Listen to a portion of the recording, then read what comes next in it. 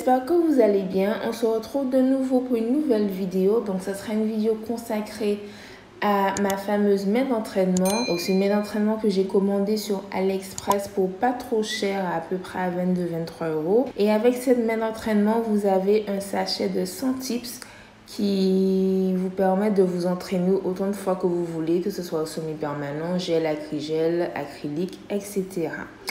Donc le but de cette vidéo, c'est de vous présenter les avantages et inconvénients de cette fameuse main d'entraînement et de vous aider au mieux dans votre achat si jamais vous décidez d'en acheter une pour vous entraîner, on ne sait jamais.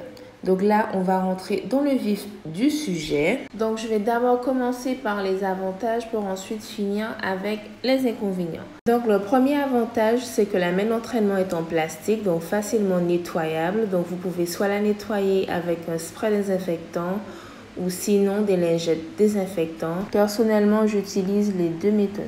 Donc le deuxième avantage, c'est que la main d'entraînement est assez flexible, donc vous pouvez la faire monter, la faire descendre. Vous pouvez aussi plier les doigts, donc ça permet de mieux travailler la matière, mais aussi le limage. Imaginons par exemple, vous voulez travailler qu'avec cette doigt-là, donc vous allez plier les autres doigts, comme ça vous êtes tranquille pour mieux travailler votre matière, etc.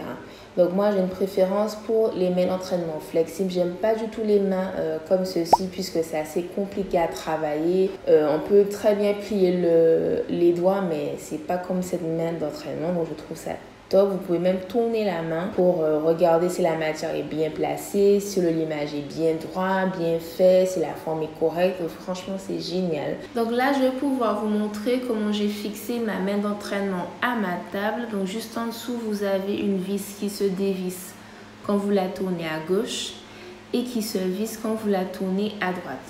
Donc concernant l'installation de la main d'entraînement à votre table, c'est pas compliqué du tout. Ça prend à peu près quelques secondes. Voilà.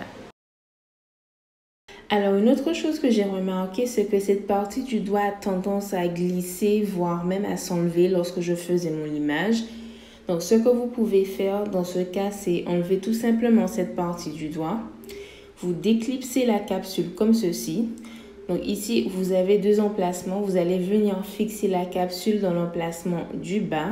Et là, vous pouvez tout simplement soit préparer la plaque naturelle, entre guillemets, limer comme vous voulez, etc. Bien évidemment, vous n'êtes pas dans l'obligation d'enlever cette partie de la main d'entraînement. Moi, je le fais des fois, surtout quand c'est le limage. C'est assez agaçant de limer, de voir cette partie du doigt glisser. Après, vous avez le choix.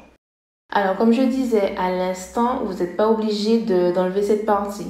Si vous voulez garder cette partie du doigt accrochée, vous pouvez, lors du limage, bien tenir au niveau de chaque côté des doigts pour éviter que ça glisse lors du limage. Là aussi, c'est une possibilité.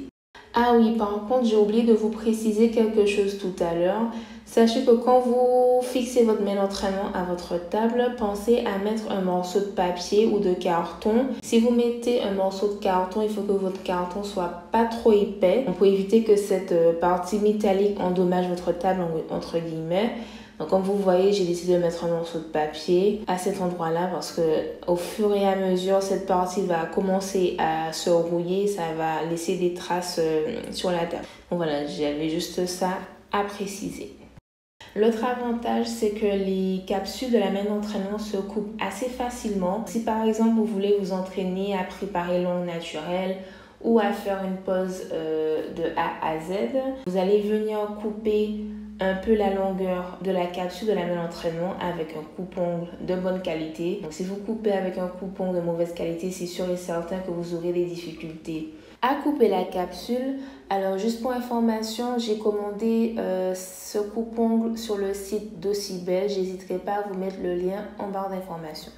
Une autre chose que j'ai remarqué, en temps normal, quand vous venez limer votre ongle naturel ou l'ongle naturel de votre cliente, vous utilisez bien évidemment une lime à grains fins. Sauf que quand vous utilisez une lime à grains fins sur une main d'entraînement, j'ai remarqué que les capsules prennent plus de temps pour se massifier. Donc de ce fait, ce que moi je fais, je prends le côté le plus granuleux pour matifier la capsule de la main d'entraînement. Bien évidemment, pour l'ongle naturel, vous allez utiliser le côté le moins granuleux de la lime. Ou sinon, vous pouvez utiliser votre ponceuse, mais dans ce cas-là, vous allez augmenter légèrement le nombre de tours par rapport au nombre de tours que vous utilisez sur vos ongles ou les ongles de votre cliente. Ensuite, on va passer à l'utilisation des capsules sur la main d'entraînement. Donc, c'est la même procédure que pour une vraie main. Donc, vous choisissez les tailles adaptées en fonction de la taille des doigts. Vous vérifiez que les capsules ne dépassent pas au niveau des parallèles, etc. Vous limez comme d'habitude, etc. Sauf que au moment de limer votre capsule, pensez bien à bien tenir la capsule pour éviter que ça se casse, parce que ça m'est déjà arrivé de limer et que une partie de la capsule se casse et l'autre partie reste sur la main d'entraînement. Et bien évidemment, les capsules prennent plus de temps pour se coller sur la main d'entraînement vu que c'est du plastique. Et voilà, cette vidéo est maintenant terminée. J'espère qu'elle vous a plu. J'espère pu aborder tous les avantages et inconvénients de cette main d'entraînement. Si vous avez d'autres questions ou si vous souhaitez d'autres informations par rapport à cette main d'entraînement, n'hésitez pas à me les poser en commentaire. Et je vous dis à la prochaine pour une nouvelle vidéo. Bisous!